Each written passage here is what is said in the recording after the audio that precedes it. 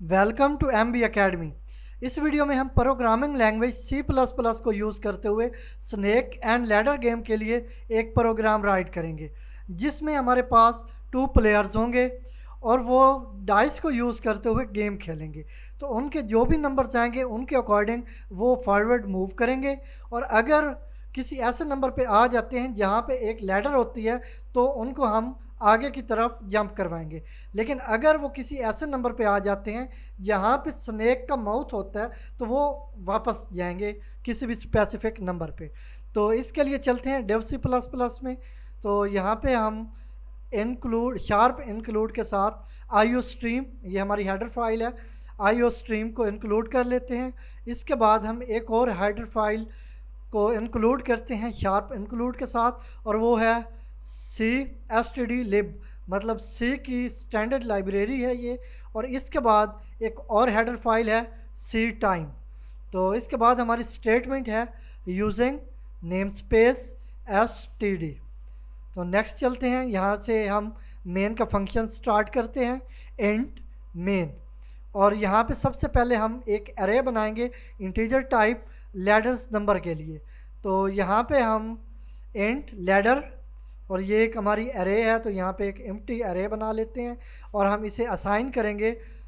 तो कुछ नंबर्स जहाँ से हमारी लैडर स्टार्ट होगी, मतलब 5, ये एक ऐसा नंबर है जहाँ पे हमारी लैडर होगी।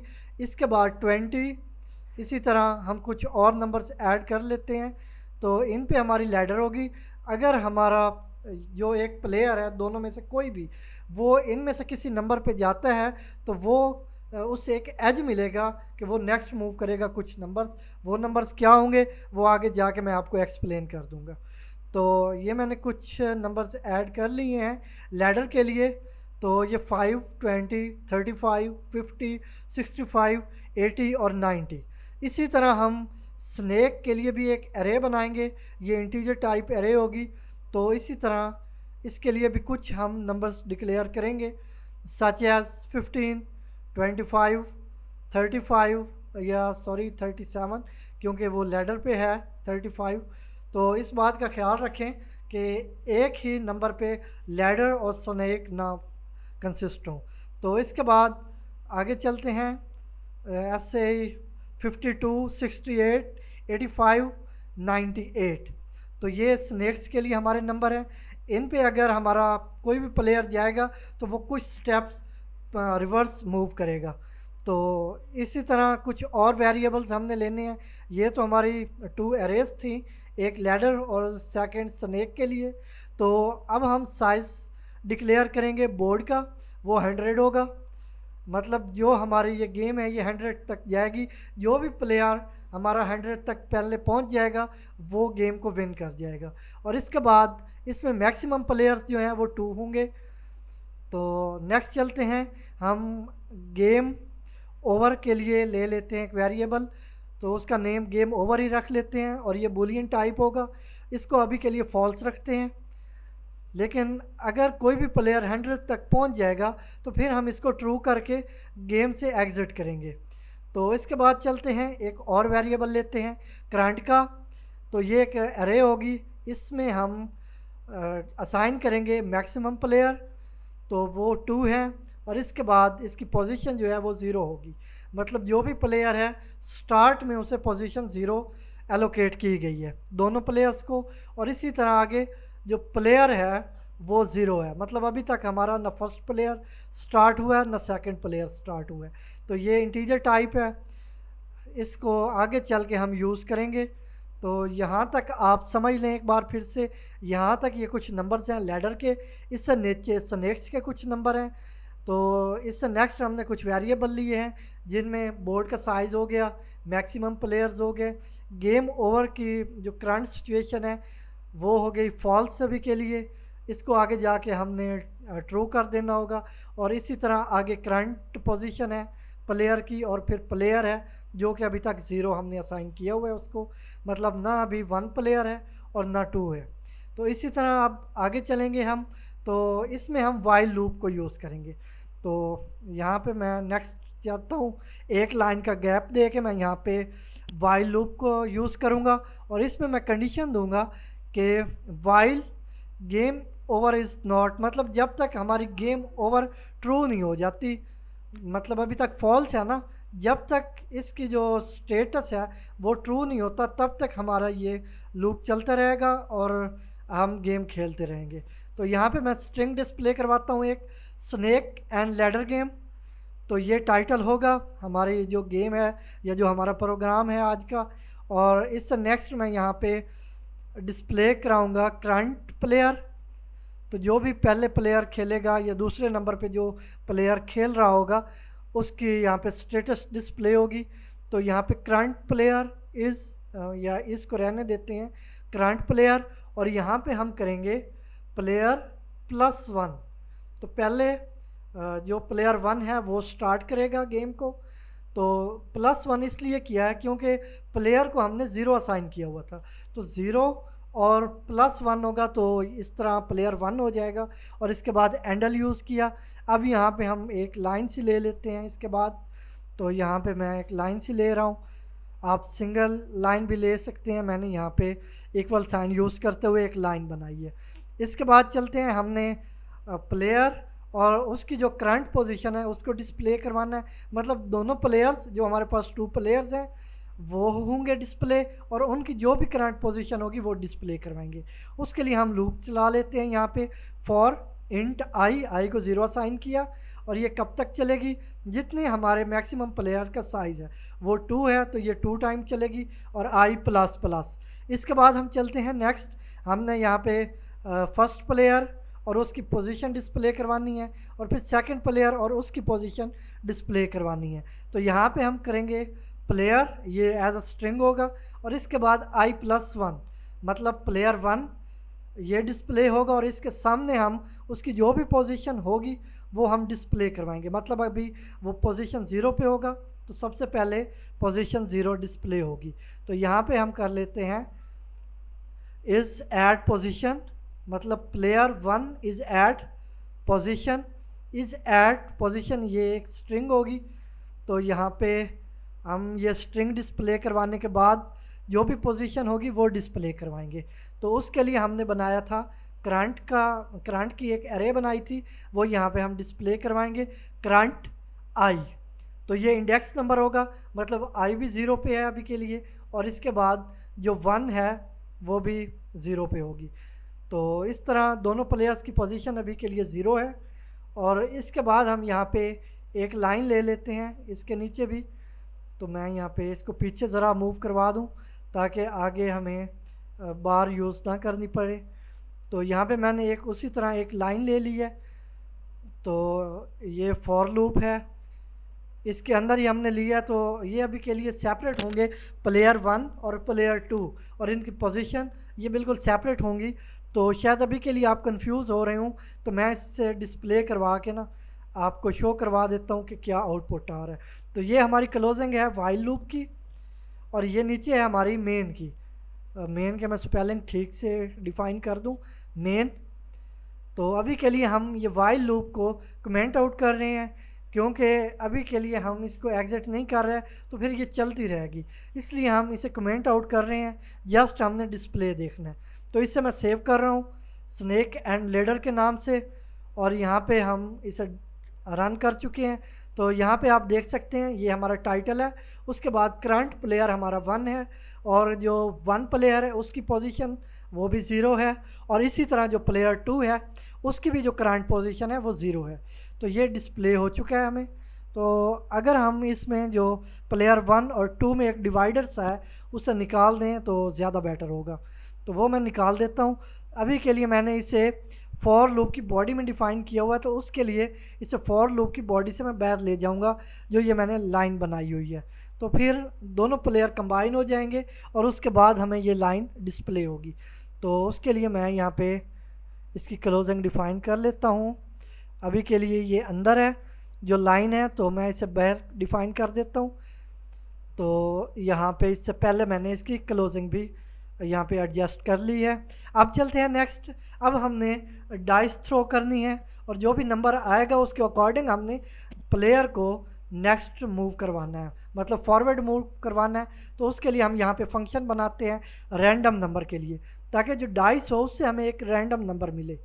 तो उसके लिए हम यहाँ पे एक फंक्शन बना रहे हैं, उसका नेम मैंने रैंडम रख लिया।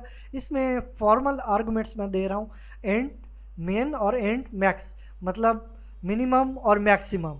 तो ये दो मैंने फॉर्मल आर्गुमेंट्स दे दी हैं। और इसके बाद यहाँ पे मैंने एक वेरिएबल बनाना है बुलियन टाइप, और उसका नेम मैं रख लेता हूँ इज़ फर्स्ट, और इसे मैं असाइन कर देता हूँ ट्रू, कि अगर ये हमारी जो डाइस है ये फर्स्ट टाइम हम थ्रो कर रहे हैं तो फिर क्या होगा, इफ़ इज़ फर्स्ट, यहाँ पे हम कंडीशन चेक करेंगे कि अगर ये फर्स्ट टाइम है तो अभी तक के लिए हमने इसे ट्रू किया हुआ है, तो ये फर्स्ट टाइम पे फर्स्ट ही होगा।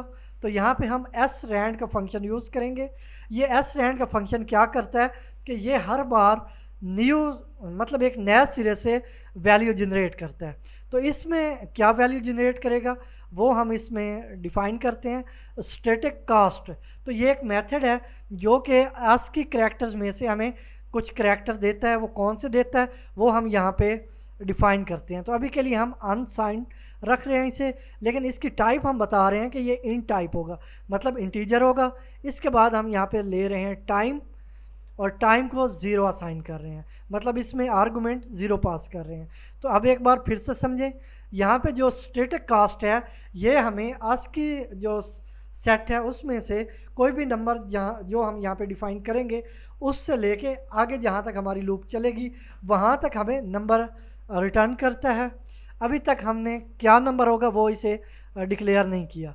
तो एस रैंड क्या करता है कि वो एक रैंडम, हर बार न्यू रैंडम नंबर देता है, मतलब एक ही नंबर बार बार रिपीट ना हो, इस चीज़ को इंश्योर करता है।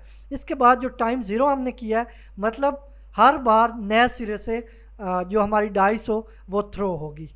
तो बिल्कुल जो पहले वाली वैल्यूज़ होंगी वो 0 होंगी, नई डाइस थ्रू होगी और उसमें एक नया नंबर होगा, वो ये इंश्योर करता है एस रैंड का फंक्शन।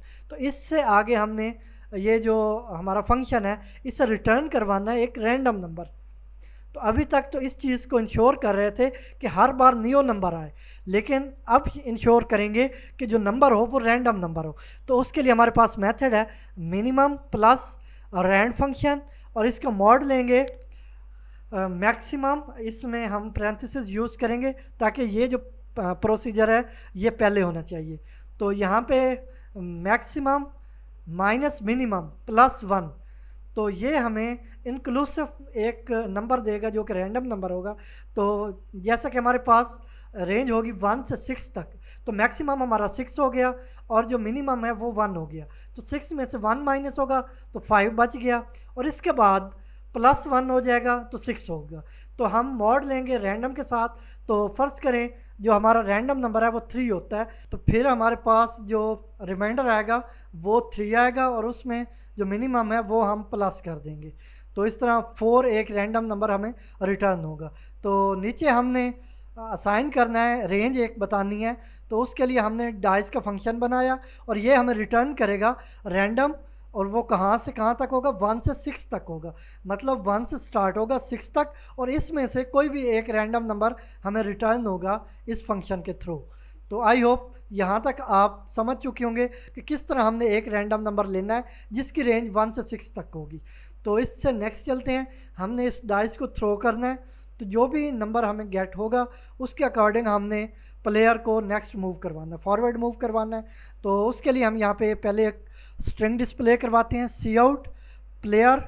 तो प्लेयर कौन सा होगा वो हम यहाँ पे बता देते हैं, प्लेयर प्लस 1। तो ये प्लेयर प्लस 1 हो गया, और इसके बाद यहाँ पे हम स्ट्रिंग डिस्प्ले करवाएंगे। इसके बाद मतलब जो भी प्लेयर नंबर होगा इसके बाद रोल्ड जो भी फिर डाइस होगा वो नंबर डिस्प्ले होगा। उसके लिए हम यहाँ पे फंक्शन को कॉल कर लेते हैं जो कि हमें कोई भी एक रैंडम नंबर देगा 1 से 6 में, 1 से लेकर 6 तक कोई भी नंबर रैंडम हमें रिटर्न करवाएगा। तो जितना भी ये रैंडम नंबर होगा इसके अकॉर्डिंग हमने इसे फॉरवर्ड मूव करवाना है, तो वो कर लेते हैं। तो यहाँ पे हम करंट पोजीशन, जो भी करंट पोजीशन है जो कि अभी तक के लिए तो 0 है फर्स्ट टाइम पे, इसमें हम प्लस करेंगे जो भी हमें इस फंक्शन के थ्रू एक नंबर रिटर्न हुआ है। फर्स्ट करें हमें 3 नंबर रिटर्न हुआ है, तो ज़ीरो में 3 प्लस होगा तो प्लेयर 1 फर्स्ट करें पहले खेल रहा है तो उसकी जो करंट पोजीशन होगी वो 3 हो जाएगी। फिर सेकंड टाइम हमें जो डाइस में से रिटर्न नंबर होता है रैंडम नंबर वो 2 होता है। तो अब करंट पोजीशन हमारे पास 3 थी तो 2 आया हमारा नंबर, तो हमारा जो प्लेयर है उसकी करंट पोजीशन 5 हो जाएगी। इस तरह ये तब तक प्रोसेस चलता रहेगा जब तक वो प्लेयर 100 तक नहीं पहुंच जाता या गेम ओवर नहीं हो जाती।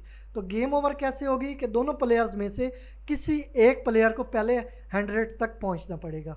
तो यहाँ पे मैं कंडीशन सेट कर देता हूँ, इफ़ करंट प्लेयर मतलब ये जो करंट पोजीशन है और इसमें हमने वैल्यू दी हुई है प्लेयर की, मतलब जो भी प्लेयर है उसकी जो करंट पोजीशन है वो ग्रेटर देन या इक्वल टू बोर्ड, जो कि बोर्ड की हमने वैल्यू 100 सेट की हुई थी कि वो अगर 100 तक हमारा प्लेयर है उसकी पोजीशन पहुंच जाती है तो फिर हम उसे एक स्ट्रिंग डिस्प्ले करवाएंगे कि ये जो भी हमारा प्लेयर है प्लेयर, और इसे असाइन कराएंगे हम प्लेयर +1 विन्स, कि ये प्लेयर हमारा विन कर चुका है जो भी पहले 100 तक पहुंच जाएगा। इसके बाद हम एंडल और सेमी कॉलन या हम डबल हैंडल यूज़ कर लेते हैं। तो मैंने यहाँ पे डबल हैंडल यूज़ कर लिया ताकि लाइन ब्रेक होने के बाद एक लाइन का हमें गैप भी मिल जाए। तो यहाँ पे भी मैं एक लाइन की स्पेस दे देता हूँ ताकि आपको समझना इजी होगा।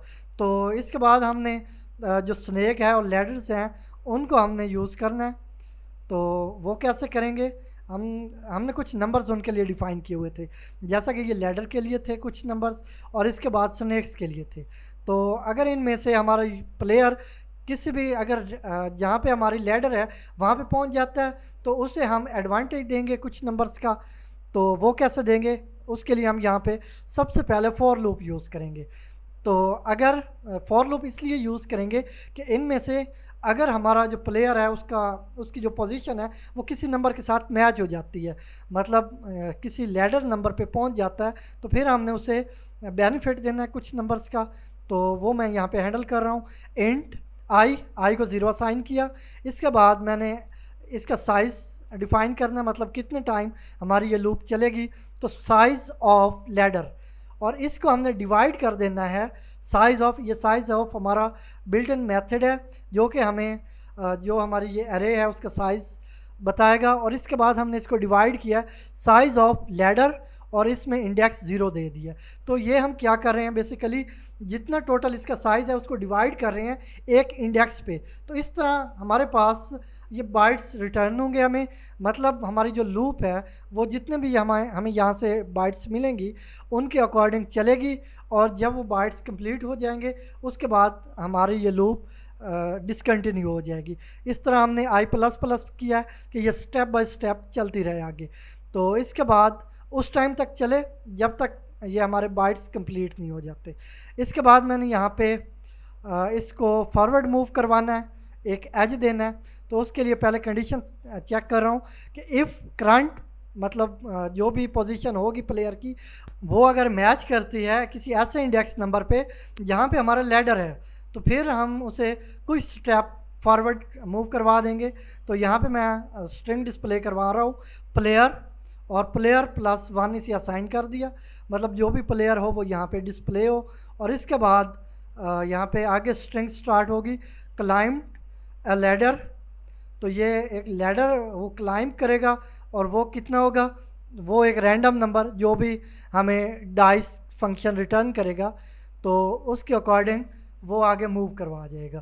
तो अब हमने इसको फॉरवर्ड करना है। तो इसकी जो करंट पोजीशन है उसमें ये जितने भी रैंडम नंबर हमें मिले हैं वो हमने प्लस कर देने हैं। तो यहाँ पे करंट पोजीशन जिस पोजीशन पे भी है उसमें हमने रैंडम नंबर जो इस फंक्शन के थ्रू हमें मिला है वो प्लस कर देना। तो उसकी जो करंट पोजीशन है वो प्लस हो के, मतलब पहले वो 15 पे था तो नेक्स्ट वो चला जाएगा 3 नंबर उसके हो गया डाइस के और 3 नंबर का उसे हम आई देंगे तो वो 15 पे था तो वो 21 पे पहुंच जाएगा। ये फर्दर जब मैं डिस्प्ले करवाऊंगा इस गेम को तो फिर मैं आपको फर्दर समझा दूंगा। तो यहाँ पे इसको हमने प्लस कर लिया और फिर हमने इसको करंट पोजीशन में असाइन कर देना है। तो उसके लिए यहाँ पे मैं असाइन ऑपरेटर यूज़ कर रहा हूँ, असाइनमेंट जो ऑपरेटर होता है हमारे पास। तो इसका मतलब है करंट पोजीशन को डाइस के साथ प्लस करके जो भी वैल्यू होगी वो फिर करंट पोजीशन में हमने असाइन कर देनी है। तो इसके बाद सेम प्रोसेस हमने करना है स्नैक के लिए, लेकिन थोड़ी सी मॉडिफिकेशन होगी। वो ये होगी कि वहाँ पे हम प्लस कर रहे हैं तो यहाँ पे हमने माइनस करना है, मतलब कुछ वैल्यूज़ हमने बैक हो जाना है। तो वो कैसे करेंगे, उसके लिए सबसे पहले मैं यहाँ पे मॉडिफिकेशन कर रहा हूँ। जहाँ पे हमने लैडर यूज़ किया हुआ था वहाँ पे हम स्नैक यूज़ कर रहे हैं, क्योंकि अब के बार हम स्नैक के लिए ये लूप सेट कर रहे हैं। तो यहाँ पे मैं स्ट्रिंग भी मॉडिफाई कर देता हूँ। प्लेयर, जो भी प्लेयर होगा इज़ बिटन बाय स्नैक। तो मतलब अब स्नैक से ये बिटन हुआ है तो इसे रिवर्स आना है कुछ नंबर, और वो नंबर कितने होंगे जितने भी डाइस में आए हैं। तो फिर उसके बाद हमने जो भी करंट पोजीशन होगी उसमें से हमने माइनस कर देना है जो हमें रैंडम नंबर मिला है डाइस से, वो हमने बैक कर देना है। तो अभी के लिए मैंने ये जो सेट कर दिया है ये काफ़ी है, लेकिन इसमें ज़रा सी और चेंजेस करनी होगी हमें। लेकिन वो क्यों करनी होगी अभी कर दूंगा तो आपको शायद समझ नहीं आएगी, तो आगे चलते हैं, वो मैं आपको एक्सप्लेन कर दूंगा। तो इसके बाद हमने प्लेयर्स को मॉडिफाई करते रहना है। तो उसको मैं हैंडल कर लेता हूँ प्लेयर, और इसे असाइन करेंगे हम जो हमारा प्लेयर प्लस वन, इसका मॉड लेंगे मैक्सिमम प्लेयर के साथ। तो इसका मॉड लिया मैक्सिमम प्लेयर के साथ। तो इस तरह प्लेयर चेंज होते रहेंगे, जो भी वैल्यू होगी वो असाइन होगी प्लेयर को। तो मतलब अगर पहले प्लेयर वन है तो फिर प्लेयर टू हो जाएगा, और अगर प्लेयर टू है तो प्लेयर वन हो जाएगा, इस प्रोसेस से। और इसके बाद हमने ये करना है कि हम जब तक खुद कोई की एंटर ना करें तो डाइस थ्रो ना हो। तो उसके लिए ये मेथड है हमारे पास सिस्टम, और इसमें हम आर्गुमेंट देंगे पास का और इसे एज अ स्ट्रिंग देंगे। तो ये मैंने यूज़ कर लिया। एक बार जब ये डाइस थ्रो होगी उसके बाद ये रुक जाएगी गेम हमारी, फिर हमें कोई की एंटर करनी होगी, उसके बाद ही सेकंड टाइम हमारी डाइस थ्रो होगी। तो यहाँ से मैं ये जो कमेंट आउट मैंने किया हुआ था इसे मैं रिमूव कर देता हूँ, और कंपाइल और रन करते हैं तो एक एरर है, जस्ट एक एक्स्ट्रा हमने करली ब्रेसेस ले ली थी। अब कोई एरर नहीं है और हमारी गेम रन हो चुकी है। तो अब यहाँ पे हमने एक एंडल लेना था लेकिन वो नहीं लिया, चलें वो ले लेंगे आगे चल के। तो यहाँ पे आप देख लें यहाँ तक ये प्लेयर वन है, उसने एक बार थ्रो कर दिए डाइस, तो उसका जो नंबर है वो 5 आया, और 5 पे हमने लैडर सेट की हुई है। तो देख लेते हैं यहाँ पे 5 पे लैडर है। तो बिल्कुल यहाँ पे आप देख सकते हैं जो लैडर की अरे है उसमें सबसे पहला इंटीजर वो 5 ही है। तो यहाँ पे हम फिर से देख लेते हैं कि अब ये हमारे पास पोजीशन 0 है प्लेयर वन की, तो इसका नंबर 5 आया। सबसे पहले ये वो 5 नंबर मूव करेगा फॉरवर्ड, और इसके बाद उसे हम एज देंगे 5 नंबर का, फर्दर 5 नंबर का। तो इसकी जो करंट पोजीशन है वो 10 हो जानी चाहिए। तो इसकी पोजीशन 10 हो चुकी है, और इसके बाद अब प्लेयर टू ने डाइस थ्रो किया तो उसका भी कोई नंबर आ चुका है। लेकिन अब ये आप देख सकते हैं कि ये आगे आगे कोड आता जा रहा है, डिस्प्ले होता जा रहा है, तो इसमें समझना मुश्किल हो रहा है। तो हम चाहते हैं कि एक ही स्क्रीन हमारे सामने रहे, ये जो बार बार रिपीट हो रहा है ये ना हो। तो उसके लिए हम इस लूप के अंदर system clear screen method use करेंगे। तो इस तरह हमें जो आउटपुट है वो एक ही मिलेगा, वो बार बार रिपीट नहीं होता रहेगा। तो इसके बाद हमने एंडल यूज़ करना था, वो हम यहाँ पे करेंगे। यहाँ पे हमने डाइस थ्रो की थी वहाँ पे हमने एंडल यूज़ करना है जाके। तो ये पोजीशन मिल चुकी है, यहाँ पे हमने एंडल यूज़ कर लिया, यहाँ पे प्लेयर ने रोल किया है डाइस को। तो इसके बाद दोबारा से कंपाइल और रन करते हैं। अब आप देख सकेंगे और समझ सकेंगे अच्छे से। तो ये प्लेयर वन है, उसने डाइस थ्रो किया तो उसे 6 नंबर मिले हैं। तो अब हम कोई भी की एंटर करेंगे तो उसकी पोजीशन 6 हो जाएगी। तो यहाँ पे हमने की एंटर की तो ये उसकी पोजीशन 6 हो चुकी है, और इसके बाद अब प्लेयर टू ने डाइस थ्रो की है तो उसका नंबर 1 आया है, मतलब उसे 1 इंटीजर जो कि एक रैंडम इंटीजर है वो मिला है। तो वो अब 1 नंबर आगे फॉरवर्ड मूव करेगा, और इसी तरह हम थ्रो करते जा रहे हैं और उसकी जो भी पोजीशन है वो अपडेट होती जा रही है। इसके साथ ही अब एक नंबर ऐसा मिला है कि उसे लैडर पे क्लाइंब करना है, तो उसे लैडर मिली है। तो अब वो कितने नंबर की मिली है, वो 3 नंबर की। तो यहाँ पे अब 23 होनी चाहिए, क्योंकि 3 नंबर्स वो अपने मूव करेगा और 3 नंबर का हमने एज दिया है लैडर की वजह से। तो अब उसकी जो करंट पोजीशन है वो 23 हो चुकी है। तो इसी तरह अब हम नेक्स्ट पे देखते हैं, उसकी भी मूव हो चुकी है आगे। तो अब हम चलते हैं, उस टाइम तक मैं इस पे कोई की एंटर करता रहता हूँ जब तक कि स्नेक नहीं आ जाता। तो यहाँ पे आ चुका है player 1 is bitten by snake. तो अब एक नंबर है हमारे पास डाइस का। तो सबसे पहले तो ये होना चाहिए कि ये जो एक नंबर है ये वेस्ट हो जाना चाहिए, लेकिन इसके साथ ही हमने ये करना है कि इसमें से माइनस भी कर देनी है जो पोजीशन है उसकी। तो एक नंबर माइनस भी होनी चाहिए, लेकिन यहाँ पे वो माइनस नहीं हुई। जस्ट उसने जो डाइस थ्रो की थी उसमें जो नंबर उसने मिल लिया था वो हमने वेस्ट करवाया। लेकिन हम चाहते हैं कि इतने नंबर वो बैक मूव भी होना चाहिए। तो उसके लिए हमें क्या करना होगा वो देख लेते हैं।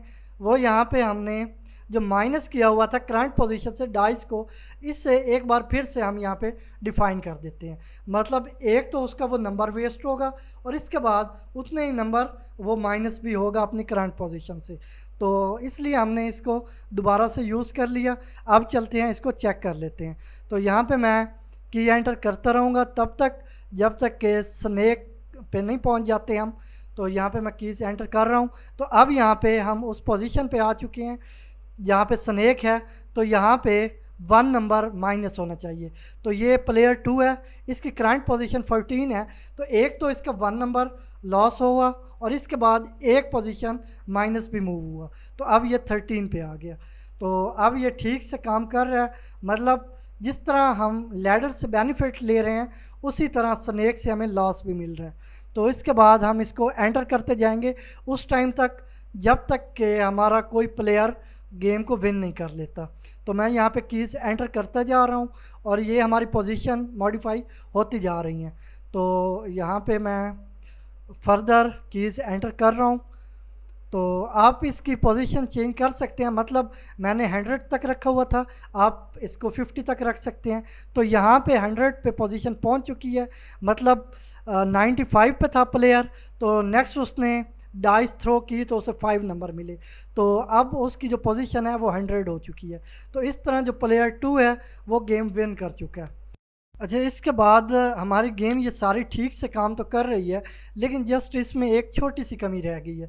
वो कमी ये है कि जब एक प्लेयर हमारा गेम 1 कर चुका है, मतलब हमारी जो पोजीशन है किसी भी प्लेयर की वो 100 तक पहुंच चुकी है, तो इस गेम को क्लोज़ होना चाहिए। तो वो क्यों नहीं हो रही? क्योंकि यहाँ पे हमने एक कमी छोड़ दी हुई है कोड में, और वो कमी क्या है वो दूर कर लेते हैं। तो यहाँ पे हम आ गए हैं उस पोर्शन में जहाँ पे हमने ये स्ट्रिंग डिस्प्ले करवाई थी कि अगर करंट पोजीशन किसी प्लेयर की वो बोर्ड मतलब 100 हो जाती है, बोर्ड के इक्वल हो जाती है, तो फिर हमारा जो भी प्लेयर था जो इस पोजीशन तक पहुंचता है तो वो गेम विन कर जाता है। तो ये स्ट्रिंग डिस्प्ले करने के बाद हमने यहाँ पे जो गेम ओवर वेरिएबल था बूलियन टाइप, इसका जो स्टेटस है वो चेंज करके फॉल्स से हमने ट्रू कर देना है। तो यहाँ पे हमने वाइल में यही कंडीशन सेट की हुई थी लूप में कि जब तक हमारा ये गेम ओवर है, इसकी स्टेटस फॉल्स है मतलब ट्रू नहीं होती, तब तक ये गेम हमारी चलती रहेगी। और ऊपर भी हमने इसको फॉल्स रखा हुआ था। तो अब जस्ट हमने इसका स्टेटस चेंज कर देना है, और ये पहले फॉल्स थी तो इसके बाद हमने इसे ट्रू कर देना है इस इफ़ की बॉडी में आके, जब हमारा कोई भी प्लेयर 100 तक पहुंच जाता है, मतलब वो इक्वल टू बोर्ड हो जाता है। तो यहाँ पे कंप्लीट करने के बाद दोबारा से मैंने कंपाइल और रन किया F11 के साथ। तो ये कंपाइल हो के प्रोग्राम हमारा रन हो चुका है। अब मैं कीज़ एंटर करता जाता हूँ और उस टाइम तक करूँगा जब तक कि हमारा कोई एक प्लेयर गेम को विन नहीं कर लेता। तो जब तक कोई प्लेयर गेम को विन नहीं करता, आपसे रिक्वेस्ट है कि आपने हमारा यूट्यूब चैनल ज़रूर सब्सक्राइब करना है और हमारी वीडियोस को लाइक और शेयर करना है। तो यहाँ पे हमारा जो प्लेयर 1 है वो 99 पोजीशन तक पहुँच चुका है। तो इसके बाद फिर से डाइस को थ्रो करेगा तो उसका रैंडम नंबर 1 आया, मतलब अब वो 100 तक पहुँच चुका है, 100 तक। और यहाँ पे नीचे हमें स्ट्रिंग भी डिस्प्ले हो चुकी है, प्लेयर 1 विन्स। तो अब इसके साथ हम फर्दर एक बार की एंटर करेंगे कोई भी तो गेम से एग्ज़िट हो जाएंगे। तो यहाँ पे हम गेम से एग्ज़िट कर चुके हैं। इस तरह हमने स्नेक एंड लैडर गेम के लिए एक C++ प्रोग्राम राइट किया है, जिसकी आई होप आपको बहुत अच्छे से समझ आई होगी। तो ये वीडियो भी आपके लिए काफ़ी यूज़फुल होगी। अगर वीडियो अच्छी लगे तो लाइक करें, शेयर करें और हमारे यूट्यूब चैनल MB अकेडमी को सब्सक्राइब करें।